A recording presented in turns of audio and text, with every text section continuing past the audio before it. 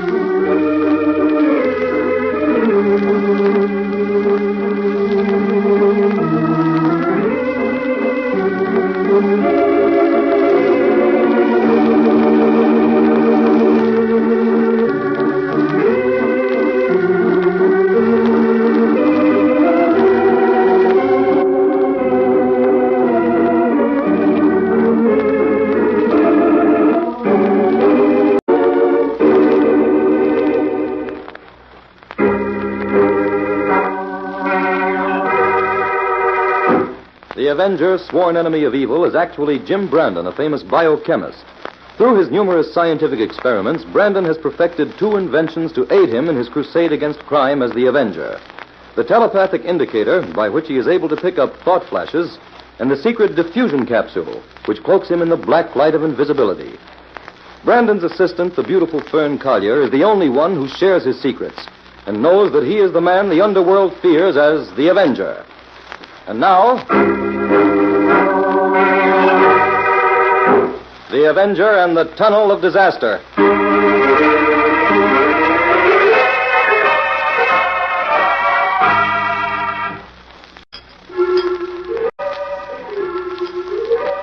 Fern, we'll finish this experiment later. It's time to listen to the broadcast now. Oh, yes, Jim. I'd forgotten about that. Why, Fern, how could you? Inspector White's talked of nothing else for a week. You helped him write his dedication speech for the opening of the new tunnel, didn't you, Jim? Yes, and he'll never forgive us if we don't listen to him deliver it. No, I'll tune it in. You know, they ran into so much trouble building that Riverford tunnel, I often thought they'd never finish it. Well, folks, several thousand people are gathered here for the dedication of the new Riverford tunnel that cuts through South Mountain. In another moment, the ceremonies will begin. Jim, In the didn't the meantime, final I'll cost of the tunnel amount to more than twice the amount originally planned for it? That's right, Fern. The engineers ran into all sorts of difficulties. In fact, they advised the city council more than once to abandon the whole idea. It's pretty well known that the engineers wanted to resign, but the city held them to their contract. Well, I suppose now that the tunnel is finished, it's worth all the money that was spent on it. Yes, it will relieve the traffic jams on the other tunnels and make it easier to get in and out of the city on the south side. Oh, listen, Jim, they're ready to begin the ceremony. Oh, right. And the work was carried forward. We are broadcasting to you from a helicopter from which we can see both ends of the tunnel. Now, in just a moment, our tunnel commissioner, Jonas Anderson, will drive the first car through the tunnel. Right now, the tapes are being cut, the municipal band is striking up, and the commissioner's car is entering the tunnel.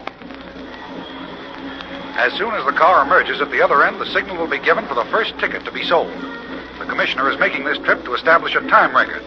And now I'm going to lower the mic over the side and let you listen to the band for a moment.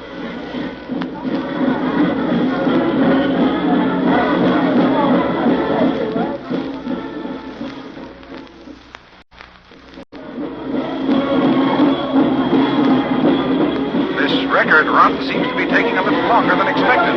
The commissioner's car should have come through by now. Inspector White of the police department has just ordered the band to stop playing. Something has gone wrong, folks. Stand by. Jim, what could have happened? Oh, a flat tire, most likely. It couldn't be anything else. Yes, something is wrong here, folks.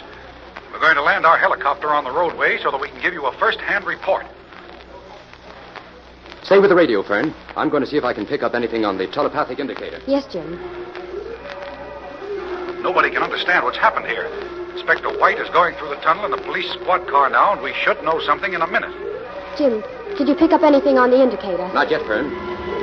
Here comes the inspector squad car now. We'll have news for you in just a moment.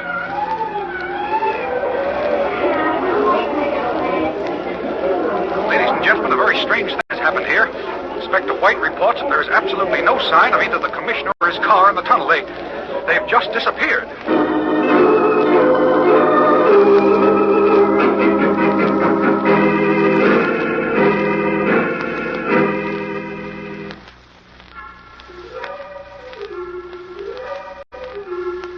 Well, Jim, pick up anything? Yes, Fern, I did. What, Jim? Amid impressions of great excitement, the indicator picked up a strong telepathic impression of violence and disaster. What shall we do, Jim? We'd better get out there to the tunnel right away, Fern. Inspector White will need us.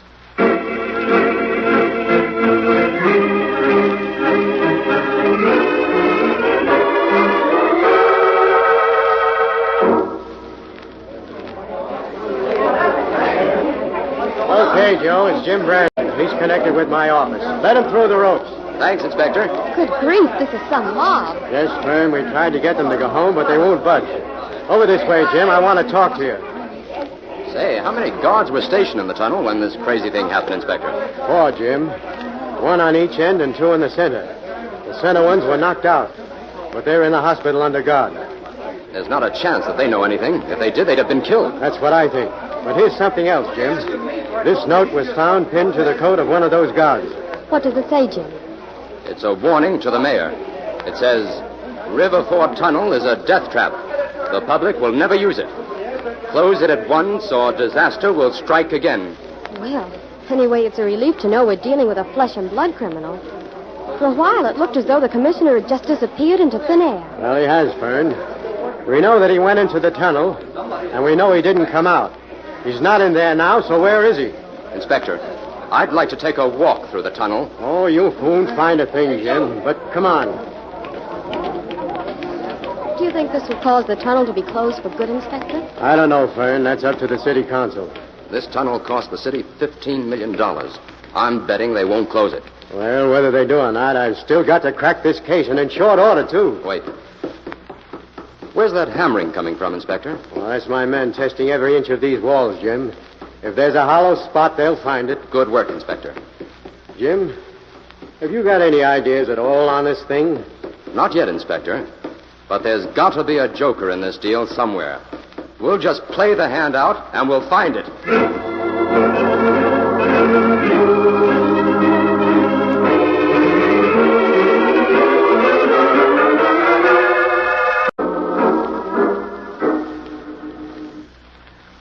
Yes. I'm Markel Evans. What's your business, Brandon? Miss Collier and I came to make a few inquiries, Mr. Evans. Well, get to the point then, Brandon. What do you want? You were the construction engineer on the Riverford Tunnel, weren't you? Yes. I wish I'd never heard of the blasted thing. I told them from the beginning that tunnel shouldn't be built, but they wouldn't listen to me. Well, what were your objections to the tunnel? Objections? Well, it was a waste of the taxpayers' money, for one thing. They could have built a road around both sides of that mountain for a fraction of what the tunnel cost. What if it does take a motorist a few minutes longer to reach the bridge? Safety's more important. Inspector White says you received a number of threatening letters during the time the tunnel was under construction. Yes, and I turned them all over to the city council, but they didn't pay any attention. Those politicians... Mr. Evans, how sound are the walls of the tunnel? Young man, I'll put my work up against any construction job in the country. Well, now, I'm not questioning your... Here are the plans. The mayor told me to hand them over to you. Now, take them and get out. Your questions are an insult to a All right, man... Mr. Evans. You want to take that attitude, you're of no help to us. Come on, Fern. Well, I've met some grumpy old men before, but Mr. Evans takes the prize. Sometimes grumpiness is employed to hide uneasiness, Fern. You mean you suspect him, Jim? I haven't made up my mind about that yet. So far, I'm too busy wondering about something else I saw in that office. What was that, Jim? There was a tiny model of a gold smelter on the work table in there. A gold smelter? Yes. And I'm wondering what interest a construction engineer in this city could have in a gold smelter.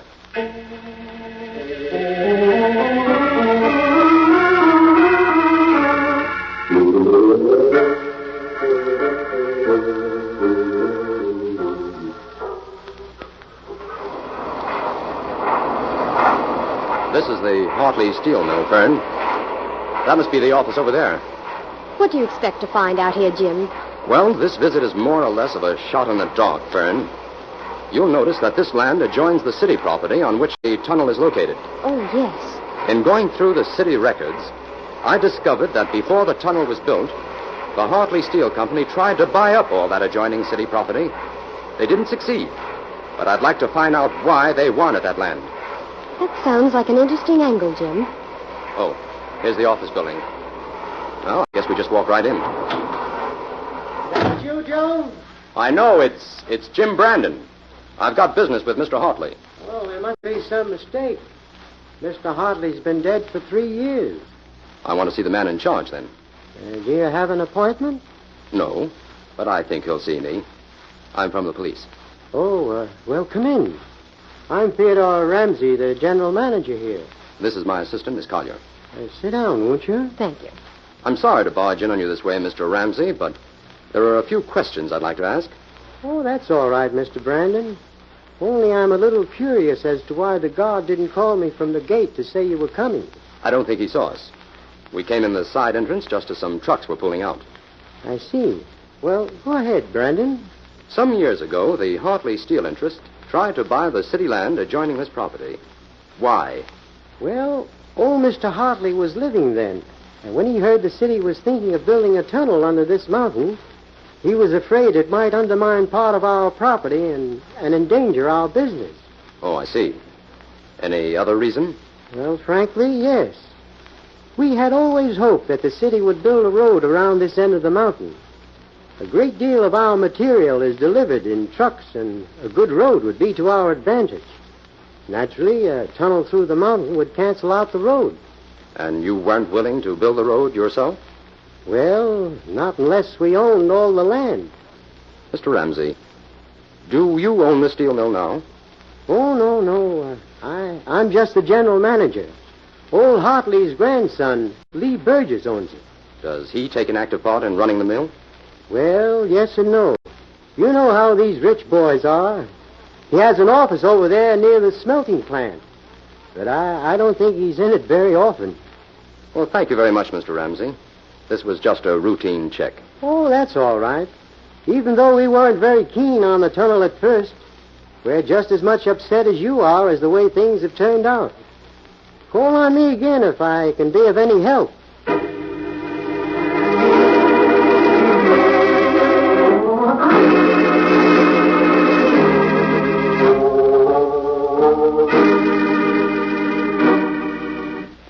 Well, Inspector, has the council decided whether they're going to open the tunnel or not? Well, they reached a decision 2 hours ago, Jim. The tunnel is now open to traffic. I've just come from there. Inspector, I just can't understand their opening the tunnel until you've had a chance to solve this case. Fern, the council is inclined to believe that the whole disappearing act was staged as some kind of a hoax, or even a publicity stunt. Maybe they're right, I don't know. I'll get it, Jim. Hello? Yes, the inspector's here.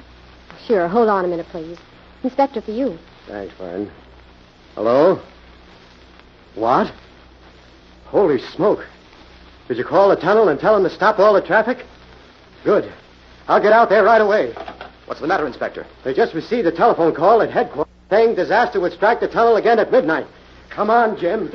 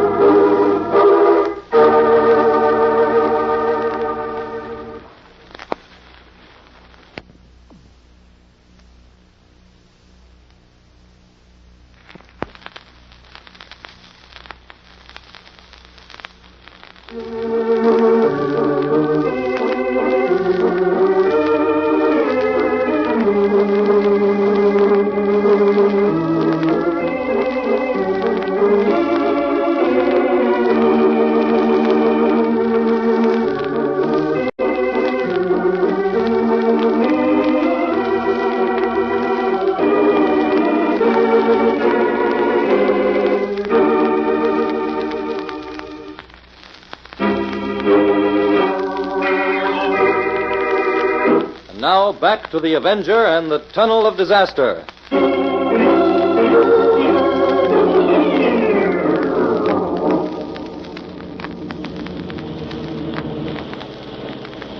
What time is it, Jim? It's 11:58, Inspector.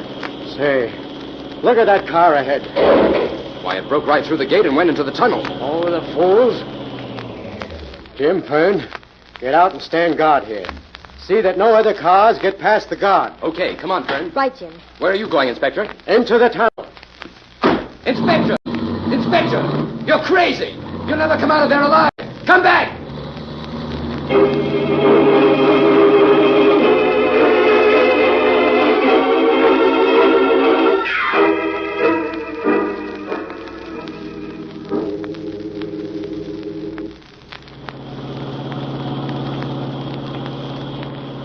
Jim, why do you think it's important to go into the tunnel from the opposite side?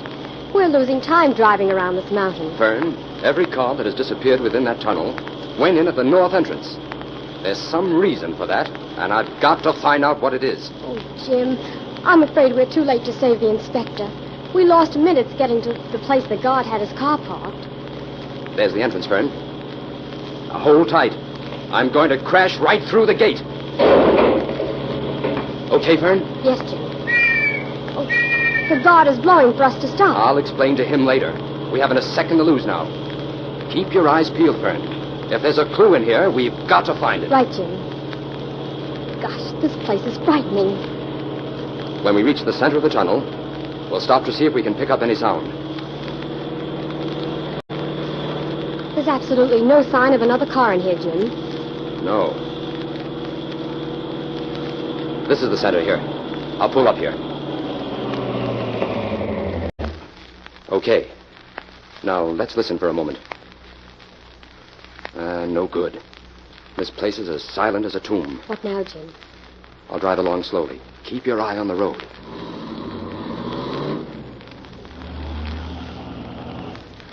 Jim, wait. I just caught sight of something on the side of the road. What was it, Fern? No. Something small that seems to be shining. There it is, Jim. Huh? It's a pencil. It's the inspector's gold pencil, Fern. Good heavens. That means he got as far as this spot, Jim. Yes. And according to my mileage gauge, this is exactly 0.8 of a mile from the north entrance. Come on, Fern. We've got to get back to the laboratory. This is our first real clue.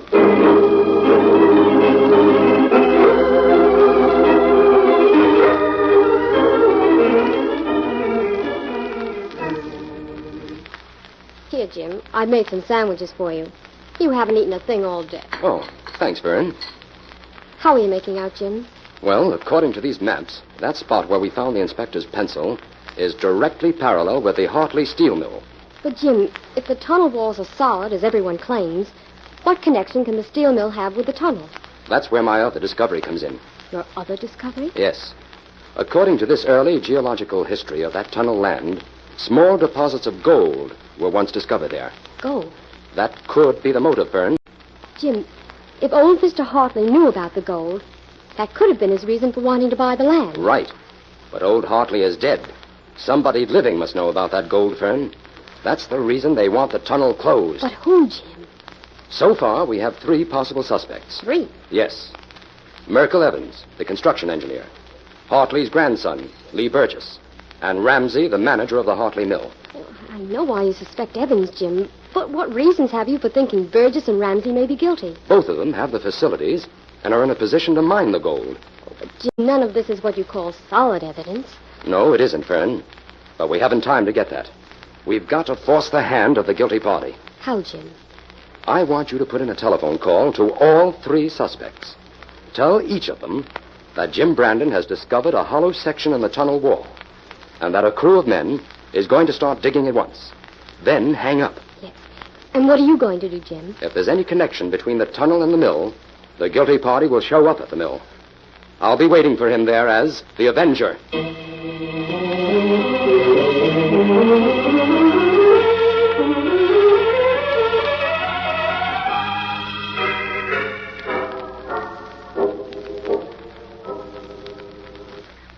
Oh, So you finally got here, Burgess. I've been waiting here at the gate for 10 minutes. I came as soon as I could, Evans. I had to call my men here at the mill and tell them to get things set. All right, then. Come on. We haven't any time to lose. What was that noise? I don't know. There's no one in sight. Say, who do you suppose that girl was who called to warn us? Oh, now, how should I know? We can't bother about that now.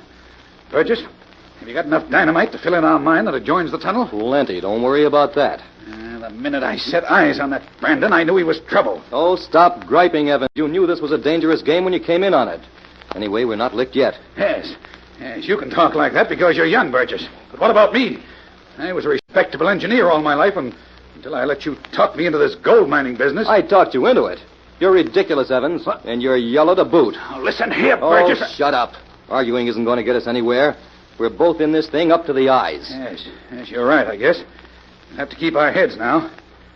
We'll dynamite our mine for 20 yards, right there where it connects with the tunnel. And when the cops break through the tunnel wall, they'll run into nothing but dirt. Right. And then I'll sue Brandon for everything he owns. All right, here's the shack. Open the door, Burgess. All right, get inside. Lock that door after us.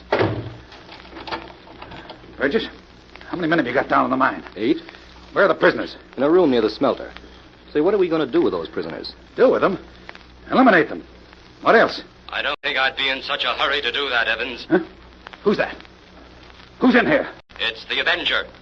And this is the end of the line for both of you. Where is he? Get him, Burgess. How can I fight someone I can't even see? You might as well give up. The police will be here in a minute. All right, Burgess, now come on. Let's get out of here while there's still time. No, we've got to dynamite the mine first. If we don't, they've got the goods on us. It's too late, I tell you. It's our only chance. Unlock the trapdoor, then. Quick. Okay, help me move these file cases away from it. No, you don't, Burgess. You're not going down in that mine. Oh, you knocked him out. Stay where you are, Evans, or you'll get the same. The police are here now, Evans, and you'd better deliver those prisoners in good health, or the charge will be murder as well as kidnapping.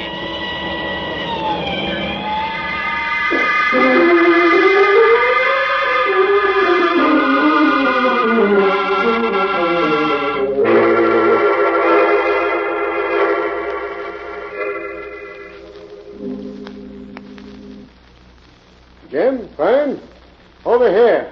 We're waiting for you. What are you planning to do down here, Inspector? Deliver your dedication speech for these reporters? No, Jim. I brought Merkel Evans down here in the tunnel to demonstrate exactly how this swinging wall works. How do you feel, Inspector? Fine, Fern, fine. Never better. Okay, Evans. Start talking. All right. Now, you'll notice that there's a steel girder every 15 feet here through the center of the tunnel. Well, this section of the wall right here, between these two girders, opens just like a door. The huge hinges are behind the steel girder there on the right. But where does the door end? There's no trace of a break in the wall. It ends over there beneath that girder on the left, doesn't it, Evans? Yes, that's right. Now, that girder is attached to this movable portion of the wall. When the wall swings back into place, that girder covers up the crack like a piece of weather stripping. Open it up, Evans. We want to see for ourselves. Well, I'll have to signal the man on the other side of the wall. You see, this whole section is wired and controlled by a photoelectric eye back there in the mine. Whenever we wanted to open the wall, all we had to do was break the beam and it swung out automatically. Give the signal.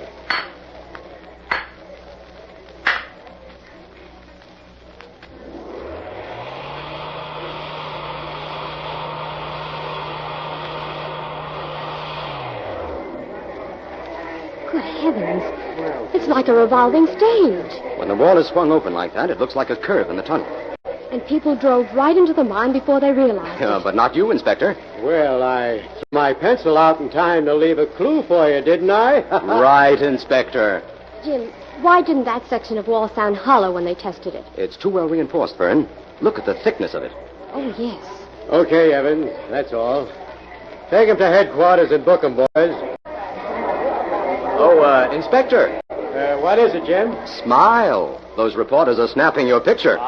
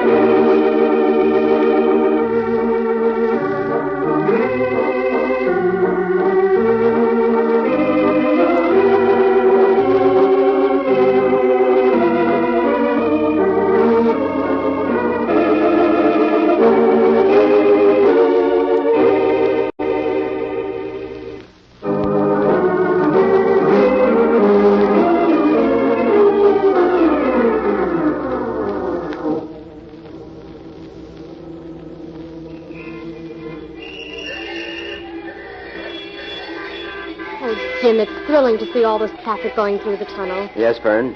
It proves how much the city needed it. Is there really a rich gold vein under the tunnel, Jim? No, Fern. As it turned out, Burgess and Evans had already mined most of the gold in this mountain. Not that it will ever do them any good. There's just one other thing I don't understand. What's that, Fern? What happened to the two men who were in that car the inspector followed into the tunnel that night? They weren't held prisoner with the inspector and commissioner. Oh, because they were Burgess's own men. That spectacular dash of theirs was staged to keep the disaster stories going. Well, come on, Jim. We'd better get back to the laboratory. I have work to do. So have I. The inspector wants me to write his dedication speech for the new courthouse next week.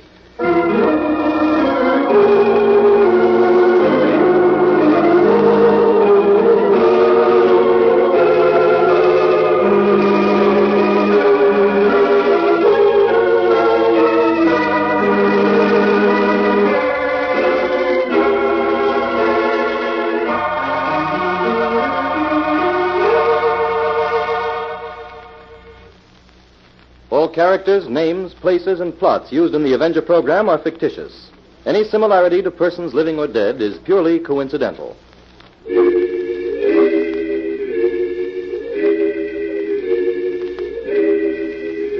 This is a thought. A thought. A thought. Remember, listen for another adventure of... The Avenger.